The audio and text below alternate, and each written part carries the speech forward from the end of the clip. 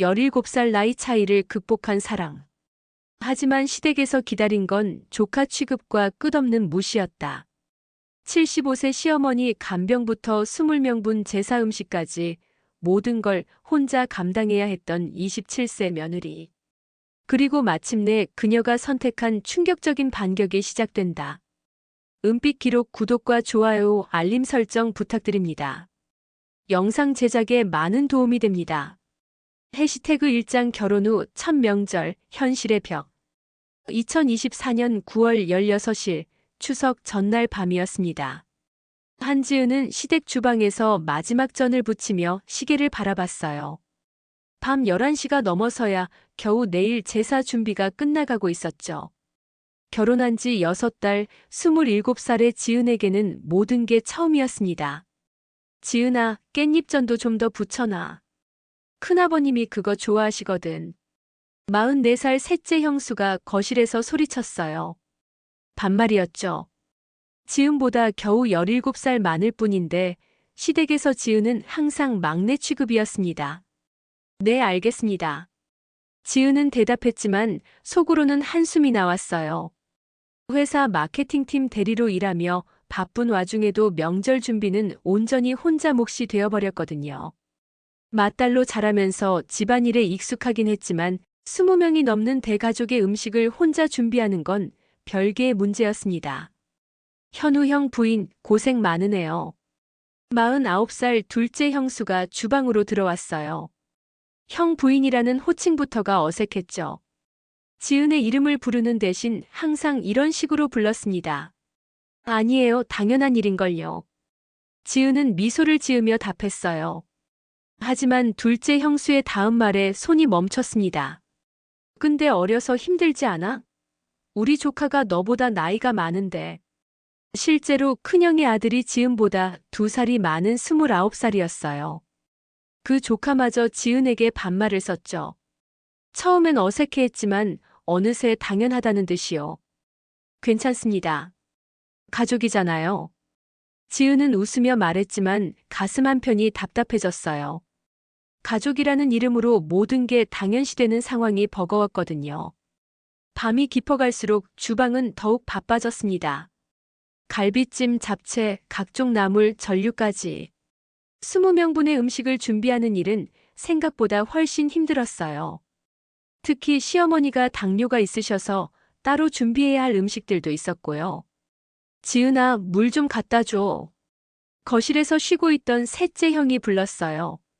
47살 남자가 27살 처제에게 반말을 하는 상황이었지만 지은은 그냥 물을 갖다 드렸습니다. 고마워. 그런데 이 나이에 결혼하니까 어때? 힘들지? 아니에요. 현우 오빠를 사랑해서 결혼했는걸요. 지은의 답변에 셋째 형이 웃었어요. 사랑만으로 결혼 생활이 되나? 현실적으로 생각해야지.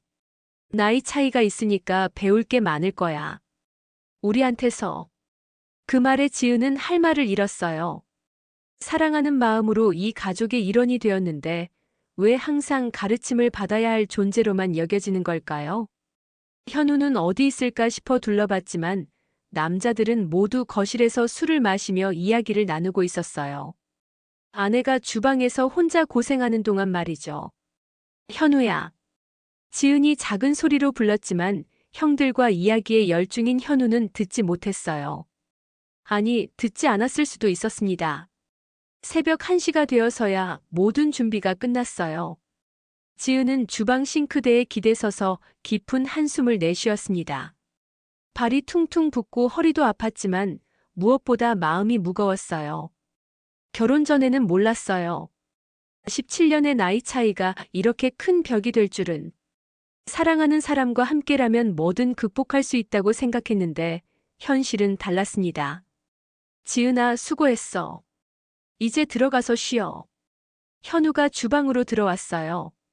하지만 그의 말투에서는 미안함보다는 당연함이 느껴졌습니다. 마치 아내가 이 모든 일을 하는 게 자연스럽다는 듯이요. 오빠도 도와주셨으면 좋았을 텐데. 지은이 조심스럽게 말했어요. 형들이랑 오랜만에 만나서 얘기하느라. 미안해. 다음에는 도와줄게. 늘 다음에라는 말이었어요. 하지만 그 다음은 언제 올까요? 지은은 침실로 들어가며 생각했습니다. 사랑만으로는 부족한 걸까요? 이 나이 차이와 가족 관계 속에서 과연 행복할 수 있을까요? 첫 번째 명절이 이렇게 시작되었습니다.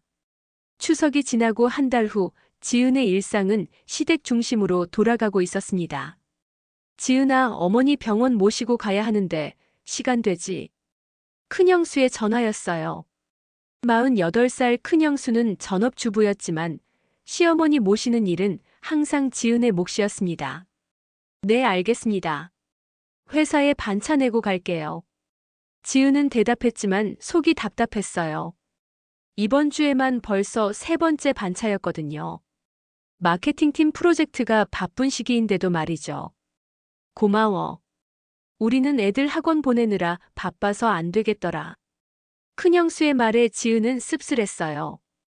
큰형의 자녀들은 이미 대학생과 직장인이었는데 무슨 학원을 보낸다는 건지 이해할 수 없었습니다.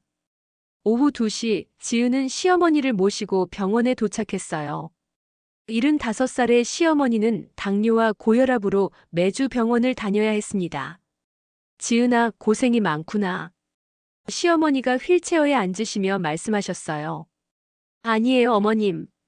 당연한 일인걸요. 하지만 시어머니의 다음 말에 지은은 당황했습니다.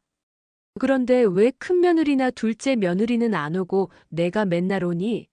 나이도 어린데. 그냥 제가 시간이 돼서요. 지은은 애매하게 답했어요. 사실 시어머니 모시는 일이 언제부터인가 당연히 지은의 몫이 되어버렸거든요. 나이가 어리니까 시간이 많을 거라는 추측만으로요. 병원에서 3시간을 기다린 후 시어머니를 다시 집까지 모셔다 드렸어요. 그 사이 지은의 휴대폰에는 회사에서 온 메시지들이 쌓여 있었습니다. 지은 씨 자리 비우니까 클라이언트가 언제 연락 가능한지 묻네요. 프레젠테이션 자료 검토 부탁드려요. 지은은 시어머니를 모셔다 드린 후 급하게 회사로 향했어요. 저녁 9시가 되어서야 겨우 밀린 업무를 정리할 수 있었습니다. 집에 도착하니 현우가 소파에서 TV를 보고 있었어요. 오늘도 어머니 모시고 다녀왔어? 네, 정기검진이었어요. 수고했어. 밥은 먹었어? 현우의 무던한 반응에 지은은 허탈했어요. 마치 당연한 일을 당연하게 처리했다는 식이었거든요. 오빠, 가끔은 형수님들이나 오빠가 어머님 모시고 가면 안 될까요? 회사 일도 있고. 형수들도 바쁘잖아. 그리고 너는 아직 어리니까 부모님 모시는 걸 배워야지. 또 나이 이야기였어요. 27살이면 성인이고 직장인인데 왜 항상 배워야 할 어린애 취급만 받는 걸까요? 이튿날 저녁 셋째 형수에게서 전화가 왔어요. 지은아, 다음 주 토요일에 우리 딸 생일인데 집에서 파티할 거야. 음식 준비 좀 도와줄 수 있지? 네, 도와드릴게요. 고마워. 아, 그리고 케이크도 주문해놓고 장식도 좀 준비해줘. 너는 아직 애가 없으니까 시간 있잖아. 전화를 끊고 나서 지은은 한숨을 내쉬었어요. 아이가 없다고 시간이 많다는 건 무슨 논리일까요? 회사 업무와 시댁 일로 이미 정신없이 바쁜데 말이에요.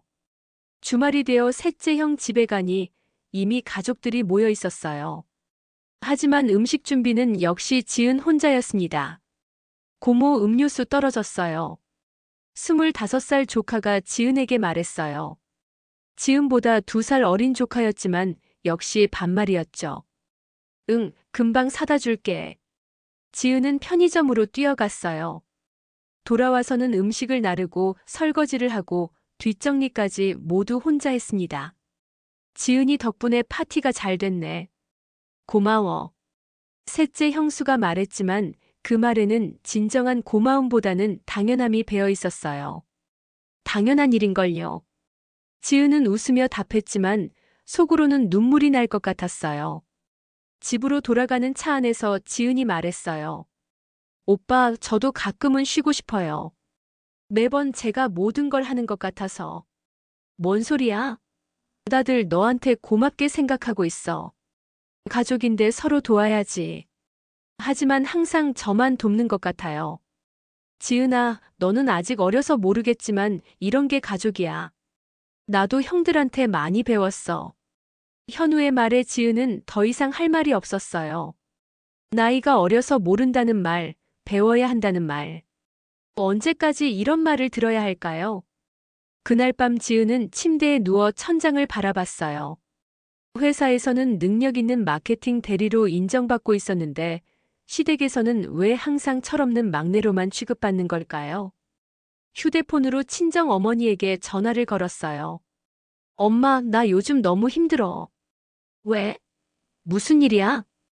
지은은 시댁에서 겪고 있는 일들을 털어놓았어요. 지은아, 결혼 생활이 원래 그런 거야. 조금만 참고 적응해봐. 시댁 식구들도 시간이 지나면 너를 인정해줄 거야. 친정 어머니마저 참으라고 하시네요. 지은은 전화를 끊고 나서 더욱 외로워졌어요. 과연 이 상황이 언제까지 계속될까요? 사랑으로 시작한 결혼이 점점 의무와 참음의 연속이 되어가고 있었습니다. 결혼 후 10달이 지난 어느 금요일 저녁, 지은의 휴대폰이 울렸습니다.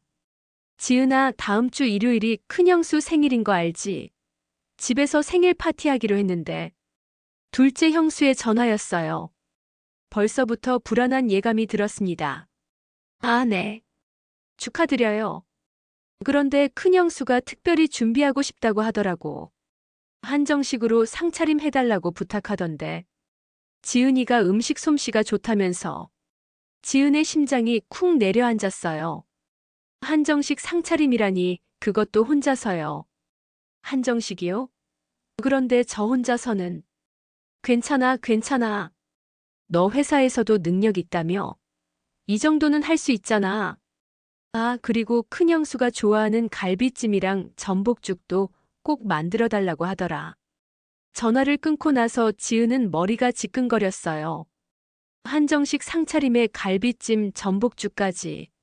20명이 넘는 사람들 분량이면 최소 이틀은 준비해야 할 양이었습니다. 토요일 새벽 6시부터 지은은 시장에 나갔어요. 전복, 갈비, 각종 나물 재료들을 사느라 10만 원이 넘게 들었습니다. 물론 본인 돈으로요. 지은아, 장 보느라 고생했구나. 그런데 미역국은 빼고 해. 큰형수가 미역을 안 좋아해. 토요일 오후에 온 셋째 형수가 말했어요. 이미 미역을 삶아놓은 상황이었지만 어쩔 수 없었습니다. 그럼 대신 뭘 준비하면 될까요? 북어국 어때? 아, 그리고 나물도 5가지는 해야겠다. 시금치, 도라지, 고사리, 콩나물, 숙주나물. 할 수 있지? 지은은 고개를 끄덕였지만 눈앞이 캄캄했어요. 이미 준비한 것들 외에 추가로 더 해야 할 일들이 늘어나고 있었거든요. 일요일 새벽 5시부터 지은은 요리를 시작했어요. 갈비찜을 위해 고기를 재우고 전복죽을 끓이고 각종 나물을 손질했습니다. 지은아, 물 좀 줘. 아침 9시부터 온 가족들이 하나둘씩 나타났어요. 하지만 아무도 지은을 도와주지 않았습니다. 오히려 주방 앞을 서성이며 요리 진행 상황을 체크하기만 했죠. 어머, 갈비찜 간이 좀 센 것 같은데? 큰형수가 맛을 보더니 말했어요. 죄송해요. 다시 조절해 볼게요. 지은은 다시 갈비찜 양념을 손봤어요. 하지만 10분 후에 다시 온 큰형수가 또 말했습니다. 이번엔 싱거운 것 같은데? 아, 그리고 전복죽도 너무 묽어. 좀 더 걸쭉하게 해줄래? 지은의 손이 떨렸어요. 아침부터 지금까지 계속 서서 요리만 하고 있는데 완성도 못한 음식들에 대해 계속 지적만 받고 있었거든요. 네, 알겠습니다. 오후 2시 드디어 모든 음식이 준비되었어요. 지은은 쓰러질 것 같았지만 마지막까지 상차림을 완성했습니다. 우와, 진짜 한정식집 같네. 지은이 솜씨가 대단하다. 역시 어려서 체력이 좋아. 우리는 이런 거 못해. 가족들의 칭찬이 쏟아졌지만 지은에게는 공허하게 들렸어요. 칭찬보다는 도움이 필요했거든요. 식사 시간 내내 지은은 음식을 나르고 빈 그릇을 치우고 추가 반찬을 준비하느라 제대로 앉아 있을 수도 없었어요. 지은아, 밥솥에 밥 떨어져 가는 것 같은데? 지은아, 김치 좀 더 가져와. 지은아, 아이들 음료수 따라줘. 계속해서 지은만 부르는 목소리들. 27살 지은이 마치 식당 직원이라도 된 것처럼요. 가장 충격적인 건 식사가 끝난 후였어요. 고모, 우리 먼저 갈게요. 설거지는 고모가 하시죠? 29살 큰 조카가 말했어요. 본인보다 나이가 많은 조카가 지은에게 설거지를 당연하다는 듯이 맡기고 가는 상황이었습니다. 그래, 지은아. 고생 많았어. 뒷정리는 부탁해. 큰형수도 가방을 챙기며 말했어요. 자신의 생일 파티 뒷정리를 며느리에게 맡기고 가는 거였죠. 오후 6시 모든 가족들이 떠나고 나서 지은은 혼자 설거지를 했어요. 20명이 넘게 먹고 간 설거지 더미를 보며 눈물이 났습니다. 현우가 주방으로 들어왔어요. 수고했어. 정말 맛있었어. 오빠, 저 너무 힘들어요. 지은이 작은 목소리로 말했어요. 왜? 다들 고맙다고 하던데. 고맙다는 말만으로는. 저도 사람이에요. 가끔은 도움이 필요해요.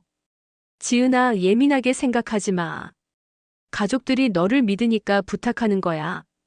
그리고 내가 잘하잖아. 현우의 말에 지은은 더 이상 할 말이 없었어요. 잘한다는 이유로 계속 혼자 모든 걸 떠맡아야 하는 건가요? 그날 밤 지은은 샤워를 하며 울었어요.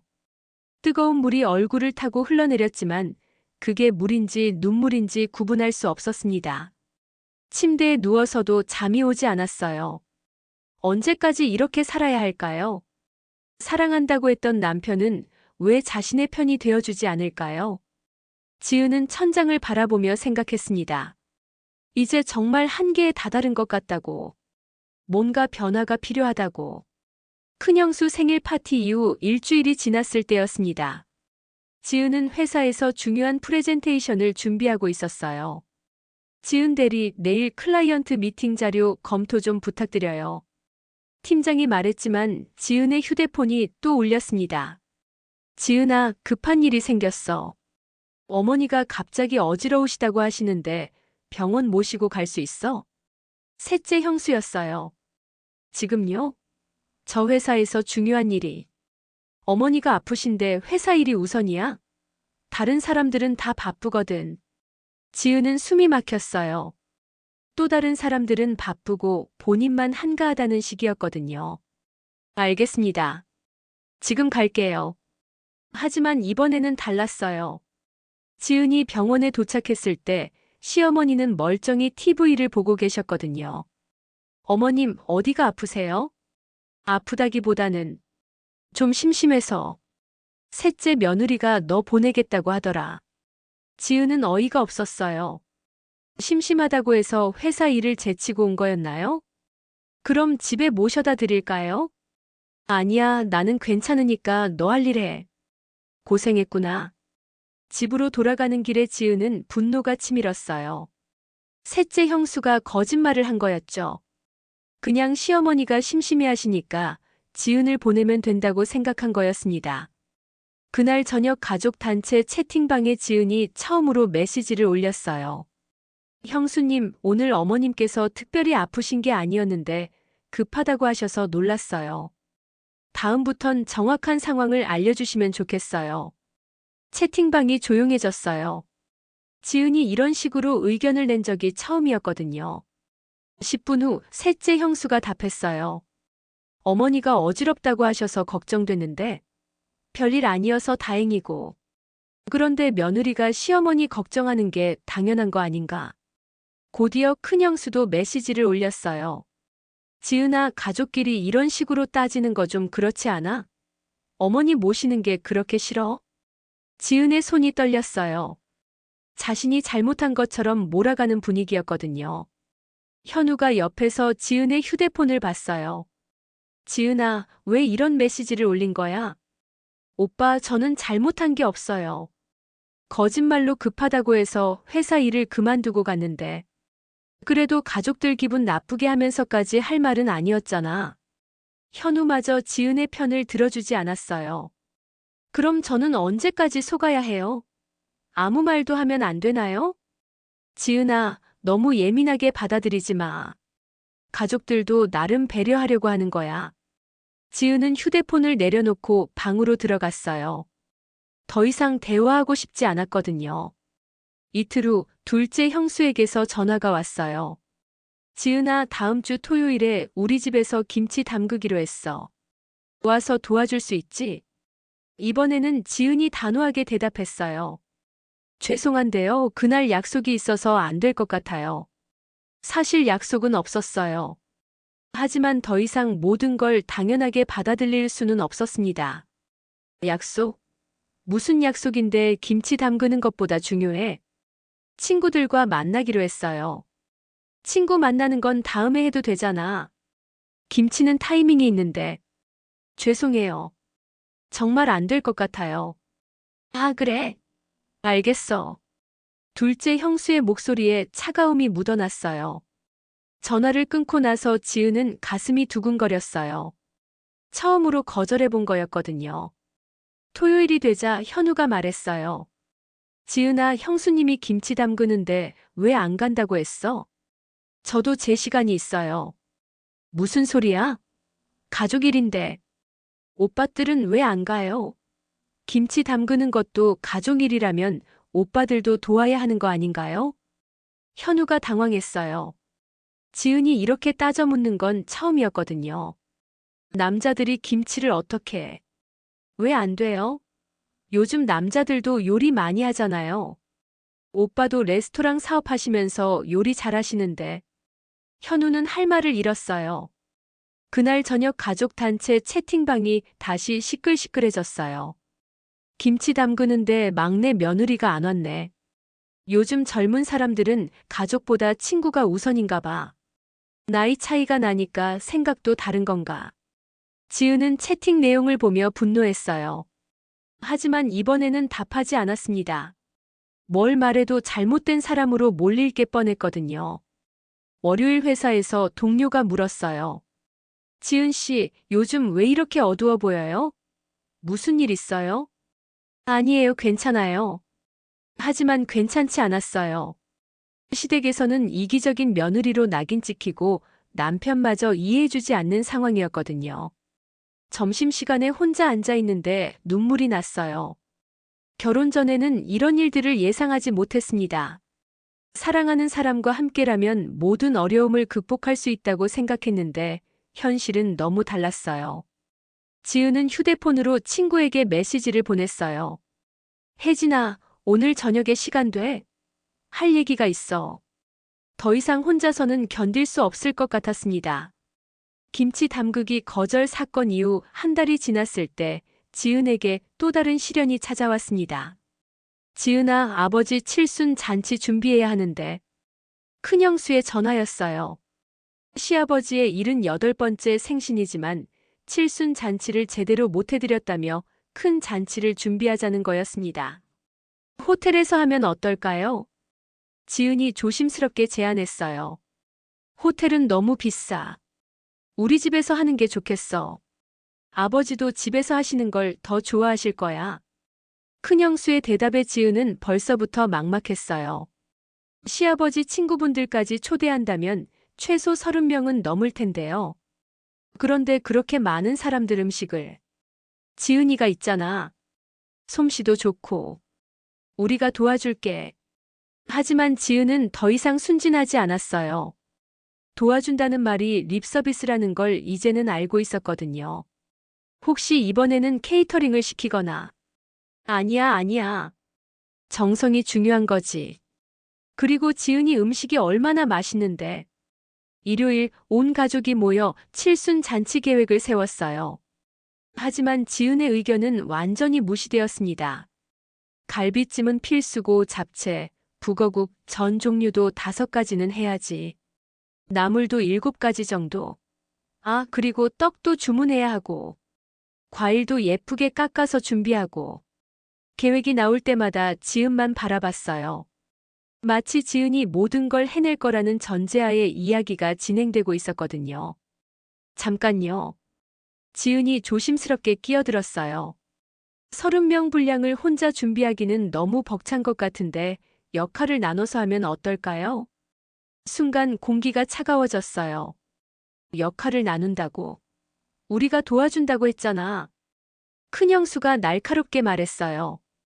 형수님들께서 도와주신다면 감사하죠. 하지만 구체적으로 누가 뭘 담당할지 정해두면. 지은아, 너 요즘 왜 이래? 셋째 형수가 불쾌한 표정을 지었어요. 계속 이래라 저래라 하고. 예전에는 그냥 알아서 잘했는데. 저도 사람이에요.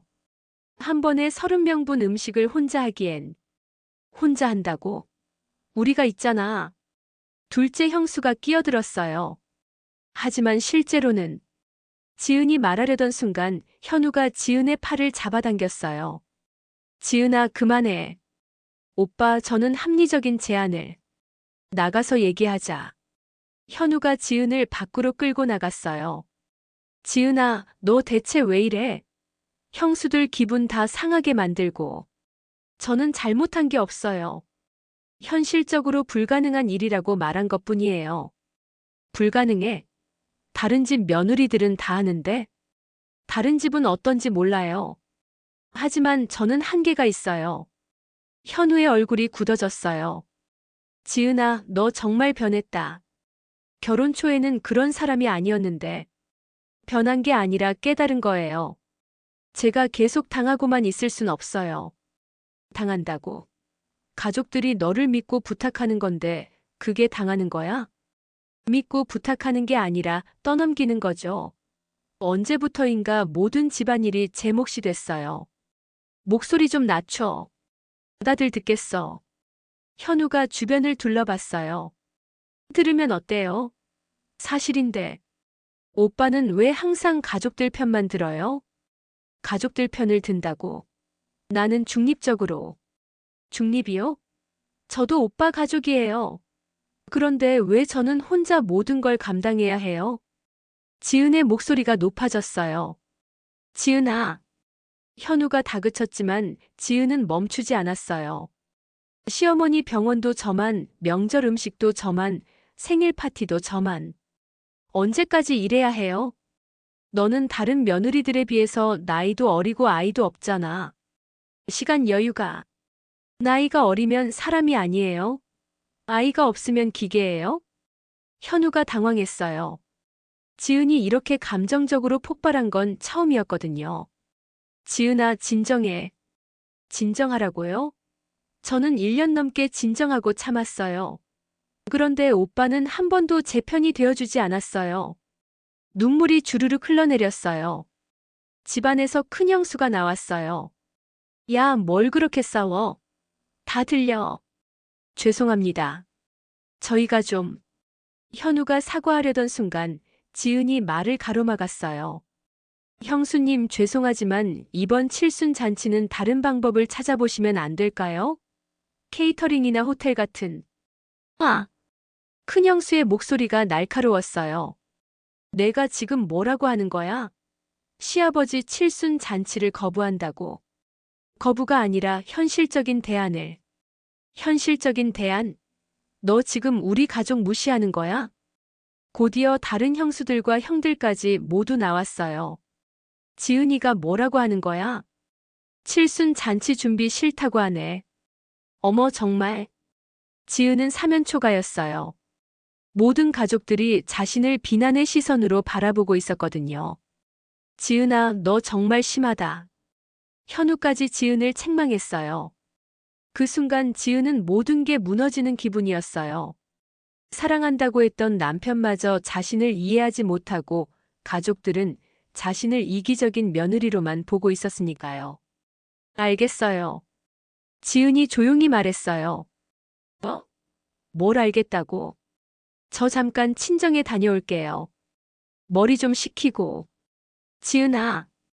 현우가 불렀지만 지은은 이미 차키를 들고 걸어가고 있었어요.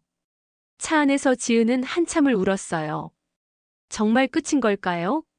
이 결혼이, 이 사랑이? 친정에서 사흘을 보낸 지은은 월요일 아침 회사로 출근했어요. 주말 동안 현우에게서 온 전화와 메시지들을 모두 무시했었거든요. 지은 대리 괜찮아요? 얼굴이 많이 상해 보이는데. 팀장이 걱정스럽게 물었어요. 네, 괜찮습니다. 하지만 괜찮지 않았어요. 친정 어머니조차 시댁 일은 며느리가 해야 하는 거라며 돌아가라고 하셨거든요. 어디에도 자신을 이해해주는 사람이 없는 것 같았습니다. 점심시간 회사 휴게실에서 혼자 앉아 있는데 김 과장이 다가왔어요. 지은 씨, 요즘 많이 힘들어 보이는데 무슨 일 있어요? 김 과장은 40살의 기혼 여성으로 지은이 회사에서 가장 신뢰하는 선배였어요. 아, 그냥 집안일로 좀. 시댁 문제예요? 김 과장의 직관적인 질문에 지은은 놀랐어요. 어떻게 하셨어요? 표정 보면 알죠. 저도 결혼 초기에 그런 시절이 있었거든요. 김 과장이 자리에 앉으며 말했어요. 얘기해보세요. 혼자 끙끙 앓는 것보다 말로 하면 답이 보일 수도 있어요. 지은은 주저하다가 그동안의 일들을 털어놓았어요. 명절마다 혼자 음식 준비하는 것부터 시작해서 시어머니 병원 모시기, 각종 파티 준비, 그리고 최근 칠순 잔치 사건까지. 김 과장은 조용히 들어주다가 말했어요. 지은 씨, 그거 아세요? 당신이 그렇게 다 해주니까 그 사람들이 더 당연하게 생각하는 거예요. 네. 처음에 잘해주려고 했던 마음은 이해해요. 하지만 경계선이 없으면 사람들은 계속 더 많은 걸 요구하게 되어 있어요. 김 과장의 말이 지은의 가슴에 와닿았어요. 그럼 어떻게 해야 하나요? 거절하는 법을 배워야죠. 그리고 남편부터 설득해야 해요. 남편이 당신 편이 되어주지 않으면 아무것도 바뀌지 않거든요. 하지만 오빠는 가족들을 이해하라고만 해요. 그럼 남편한테 물어보세요. 당신이 회사를 그만두고 전업주부가 되어서 시댁 일만 전담하는 게 원하는 건지. 지은이 깜짝 놀랐어요. 그런 생각은 해본 적이 없었거든요. 설마 그런 걸 원하지는. 확실히 하세요. 그리고 당신 인생도 소중하다는 걸 남편이 알아야 해요. 그날 저녁 집에 돌아가니 현우가 기다리고 있었어요. 지은아, 왜 연락도 안 받고. 걱정했잖아. 오빠, 우리 진지하게 얘기 좀 해요. 지은이 소파에 앉으며 말했어요. 응, 나도 할 말이 있어. 지은아, 며칠 생각해봤는데. 저부터 말할게요. 지은이 현우의 말을 끊었어요. 오빠는 제가 회사 그만두고 시댁 일만 전담하기를 원해요? 뭔 소리야? 갑자기 왜 그런 얘기를? 답해주세요. 네 아니면 아니요. 현우가 당황했어요. 당연히 아니지. 너 일하는 거 좋아하잖아. 그럼 왜 계속 시댁 일을 제가 전담하는 걸 당연하게 여기세요? 전담한다고. 가족들이 도와주잖아. 언제요? 구체적으로 언제 누가 뭘 도와줬는지 말해보세요. 현우는 할 말을 잃었어요. 지은이 계속 말했어요. 지난 추석 때 20명분 음식 혼자 했어요. 큰형수 생일 파티 한정식 혼자 했어요. 시어머니 병원 혼자 갔어요. 언제 누가 도와줬나요? 그건 오빠는 항상 가족들 편만 들어요. 저도 오빠 가족인데 왜 제 편은 안 들어주세요? 현우의 얼굴이 심각해졌어요. 지은아, 나는 오빠 솔직히 말해주세요. 저를 동등한 파트너로 생각해요? 아니면 집안일 담당자로 생각해요? 질문이 너무 직접적이어서 현우는 대답하지 못했어요. 저는 오빠를 사랑해서 결혼했어요. 시댁 가족들도 사랑하려고 노력했고요. 하지만 일방적인 희생만 요구받는다면 지은의 목소리가 떨렸어요. 이 결혼이 의미가 있을까요? 지은아, 그런 극단적으로 생각하지 마. 극단적인 게 아니에요. 저는 사람이에요. 감정도 있고 한계도 있어요. 현우가 한참 생각하더니 말했어요. 그럼 어떻게 하면 될까? 지은이 조금 놀랐어요. 현우가 처음으로 해결책을 묻고 있었거든요. 먼저 오빠가 제 편이 되어주세요. 가족들이 무리한 요구를 할 때 저 대신 말해주세요. 그리고 집안일도 분담해요. 시어머니 병원도 돌아가면서 모시고 명절 음식도 역할을 나누어서 준비하고. 현우가 고개를 끄덕였어요. 그리고 가장 중요한 건 지은이 현우의 눈을 똑바로 바라보며 말했어요.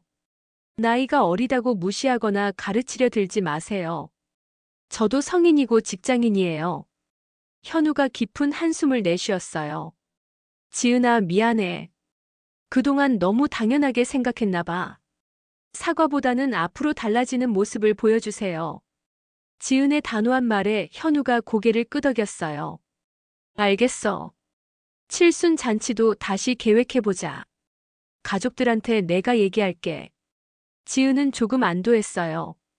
드디어 현우가 자신의 말을 진지하게 받아들이고 있었거든요. 하지만 진짜 변화는 이제부터 시작이었습니다. 과연 현우가 말대로 해줄까요? 그리고 시댁 가족들은 어떤 반응을 보일까요?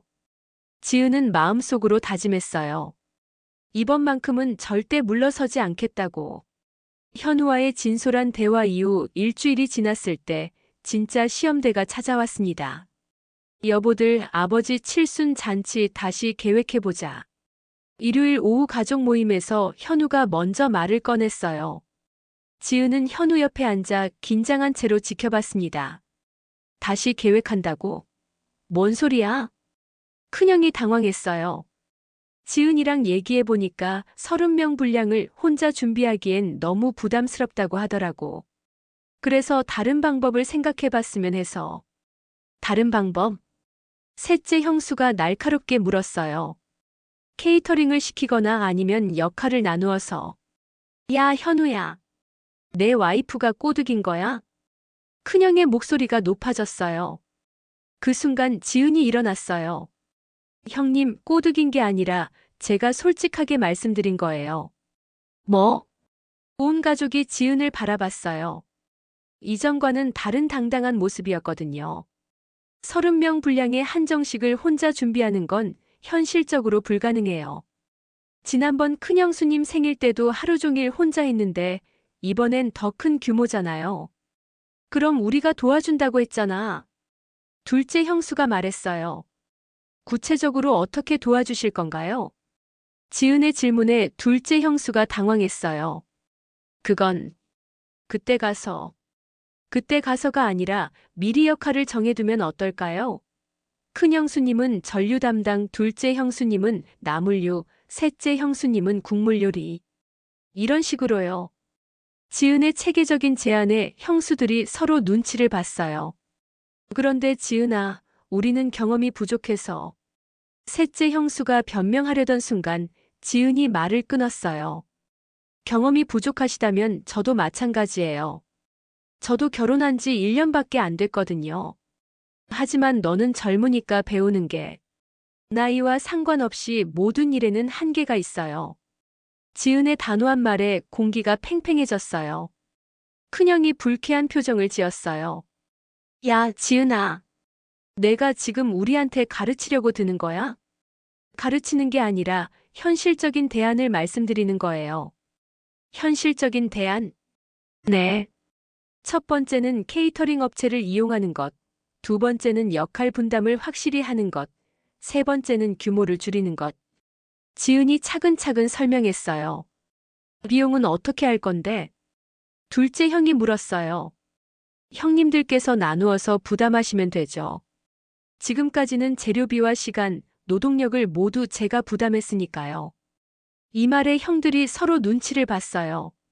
지은이 그동안 얼마나 많은 것을 희생했는지 처음으로 구체적으로 깨닫게 된 거였거든요.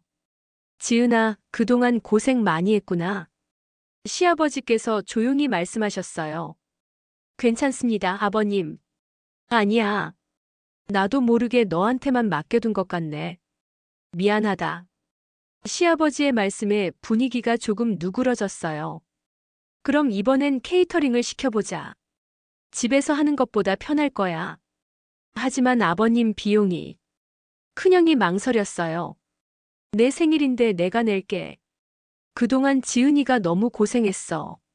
시아버지의 말씀에 아무도 반박하지 못했어요. 그날 저녁 집으로 돌아가는 길에 현우가 말했어요. 지은아, 정말 당당하더라. 나도 놀랐어. 제가 변한 건 아니에요. 그냥 더 이상 참지 않기로 한 거죠. 앞으로도 이런 일이 있으면 내가 먼저 나설게. 현우의 약속에 지은은 고개를 끄덕였어요. 그런데 진짜 시험은 이제부터였습니다. 며칠 후 셋째 형수에게서 전화가 왔어요. 지은아, 우리 엄마가 갑자기 병원에 입원하셨어. 좀 도와줄 수 있어? 예전 같았으면 무조건 달려갔을 지은이었지만 이번에는 달랐어요. 어떤 도움이 필요하신가요? 병원에서 간병인을 구하기 전까지 며칠만 도와줬으면 해서. 죄송한데요. 저도 회사 일이 바빠서 며칠 동안 빠지기는 어려울 것 같아요. 간병인을 먼저 구해보시는 게 어떨까요? 뭐? 가족이 아픈데 회사 일이 우선이야? 셋째 형수의 목소리가 날카로워졌어요. 가족이 중요하다면 형님이나 현우 오빠가 가시는 게 어떨까요? 아들이 어머니를 돌보는 게 더 자연스럽지 않나요? 남자가 어떻게 간병을? 요즘은 남자분들도 간병 많이 하세요. 그리고 간병인 구하는 것도 하루 이틀이면 되거든요. 지은의 논리적인 대답에 셋째 형수는 할 말을 잃었어요. 알겠어. 우리가 알아서 할게. 전화를 끊고 나서 지은은 가슴이 두근거렸어요. 거절하는 게 이렇게 어려운 일인 줄 몰랐거든요. 저녁에 현우가 집에 오더니 말했어요. 지은아, 셋째 형수가 섭섭해하던데. 제가 잘못했나요? 아니야. 오히려 잘했어. 나도 생각해보니까 왜 맨날 너만 부르는지 모르겠더라. 현우의 지지에 지은은 안도했어요. 앞으로는 이런 일이 있으면 형들이랑 돌아가면서 하자고 할게. 고마워요, 오빠. 그날 밤 지은은 거울을 보며 미소 지었어요. 당당하게 자신의 의견을 말하고 불합리한 요구에 거절할 수 있게 된 자신이 자랑스러웠거든요. 물론 앞으로도 쉽지 않을 거예요. 하지만 지은은 더 이상 예전의 순종적인 며느리가 아니었습니다. 그리고 무엇보다 현우가 자신의 편이 되어주고 있다는 게 가장 큰 힘이었어요. 시아버지 칠순 잔치가 끝나고 1년이 흘렀습니다. 지은아, 이번 추석 준비는 어떻게 할까? 현우가 물었어요. 예전과는 완전히 달라진 질문이었습니다. 작년처럼 역할 분담해서 하면 될 것 같아요. 지은이 웃으며 답했어요.